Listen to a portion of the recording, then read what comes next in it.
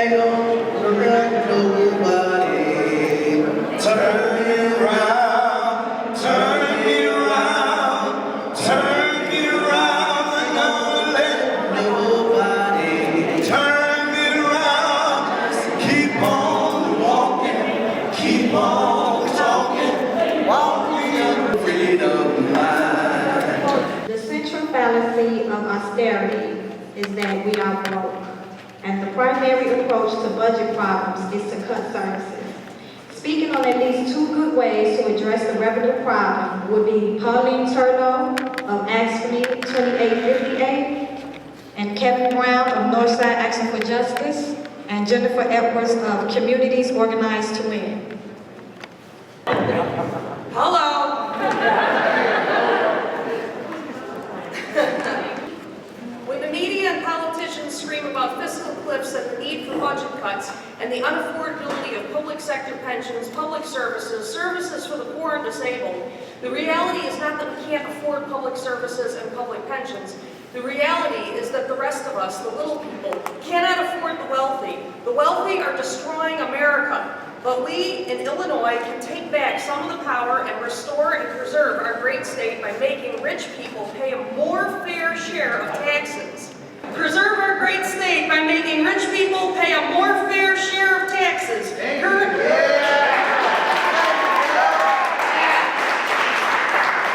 Currently, Boeing corporate CEO James McNerney made $27.5 million in 2012, and he pays the same taxes as someone making minimum wage at McDonald's. Is that fair? No! Thank you. The mission of A Better Illinois is to create a more fair taxation in Illinois. This would help provide necessary funds for things like education, human resources, public safety, state employee pensions, and university pensions. Furthermore, it is a moral imperative that workers and the masses take back a shred of dignity that has been stolen from us through decades of anti-worker and anti-union propaganda brought to us by our friends, the filthy rich, and make them pay their fair share. Make them pay! Oh, there's more. Why should we pay and they don't? Support A Better Illinois and make sure our politicians who represent us in this democracy support A Better Illinois and understand that fair taxation in Illinois is the only way to save our state and restore some justice for the people.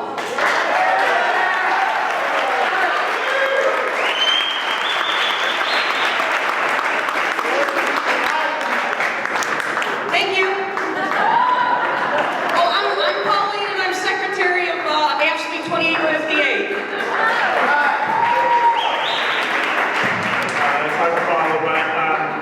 I'm Kevin, member of Northside Action for Justice, I live in Rogers Park. In addition to a progressive income tax, I also want to say that we need to have a Robin Hood tax, financial transaction tax.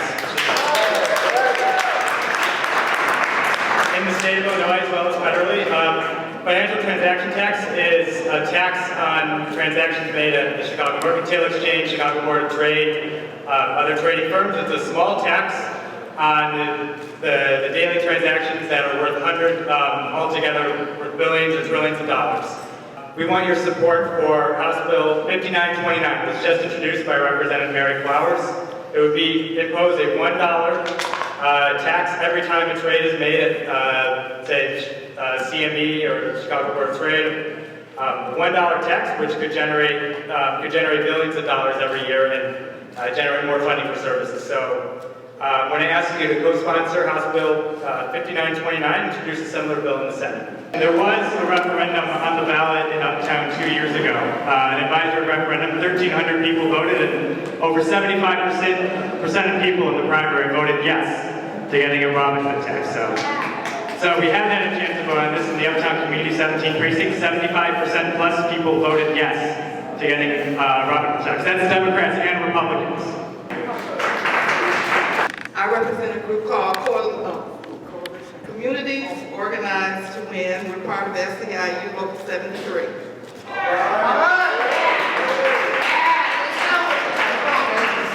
Okay, you've all heard two proposals that could raise the billions of dollars we're getting by getting the wealthiest people who have the most to pay their fair share, so there can be justice for those who have the least, so that we can properly fund social services, so that consumers are treated with respect, so that they get the medications and programs that they need, and so that the dedicated frontline workers who serve them can live at a decent standard of living. This is a coalition, and we respect each other. I want to ask you something. Who here is a member of any other union, community, or disabled rights organization, or just a member of the human race, and supports the financial transaction tax and a progressive graduated state income tax? Please stand and remain standing. Now that you're standing, will you fight for it?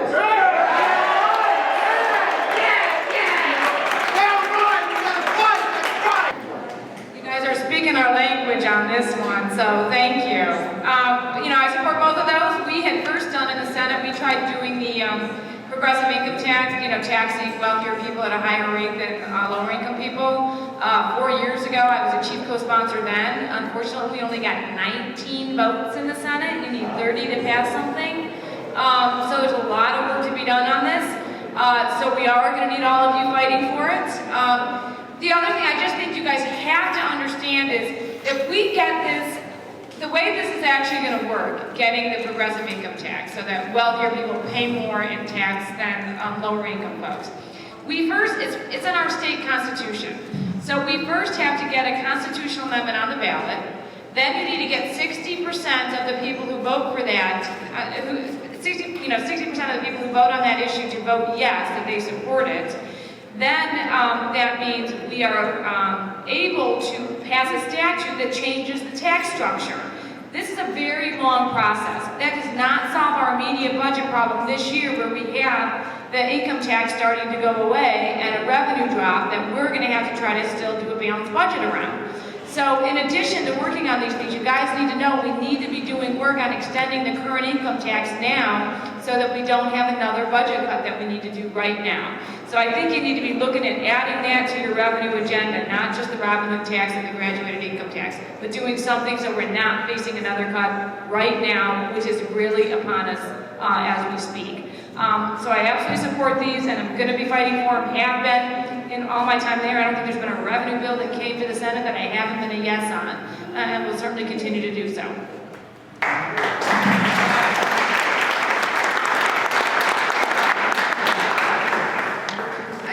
What she said, and ultimately, I think what I said earlier, which is we need to take this and take your boots to the streets and districts that aren't represented by people like Heather and me and Greg.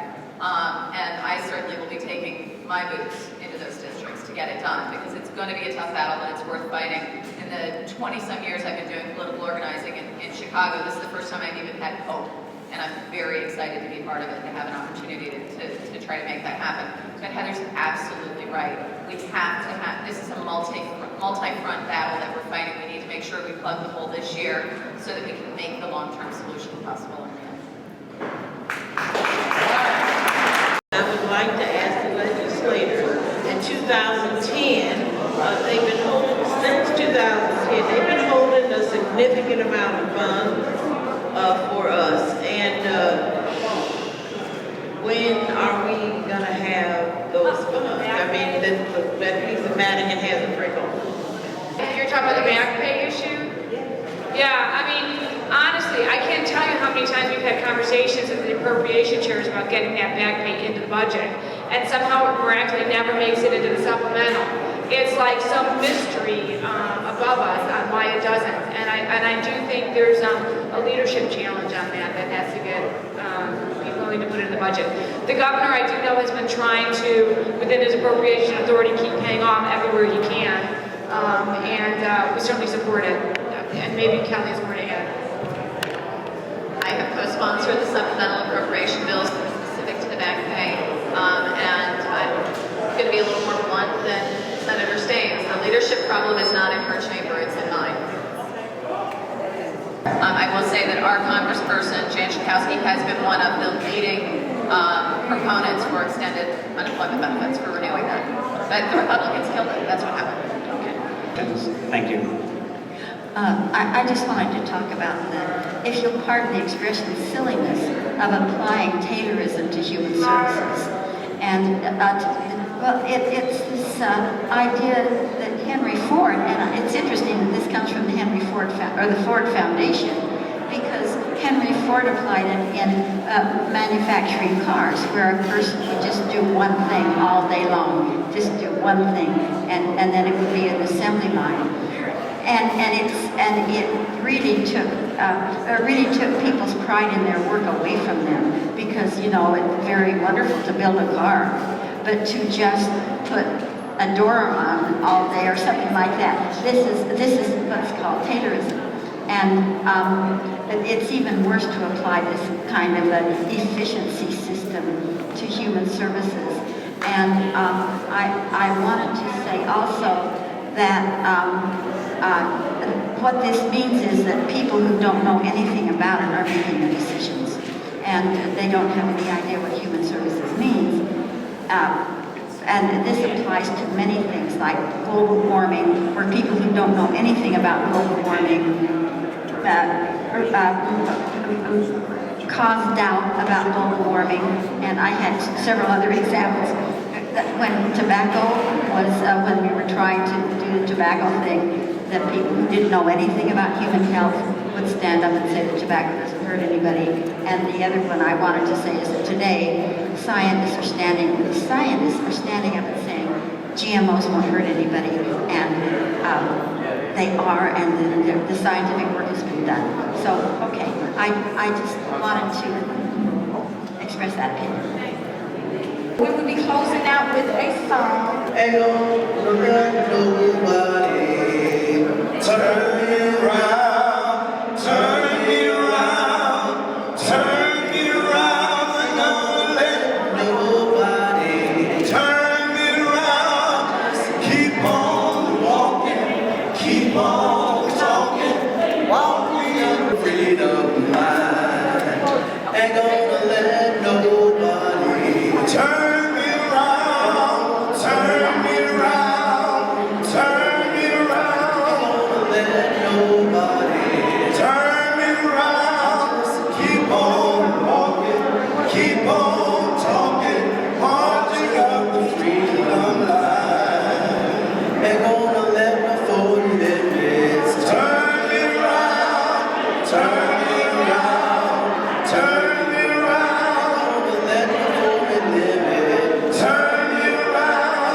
Keep on walking, keep on talking.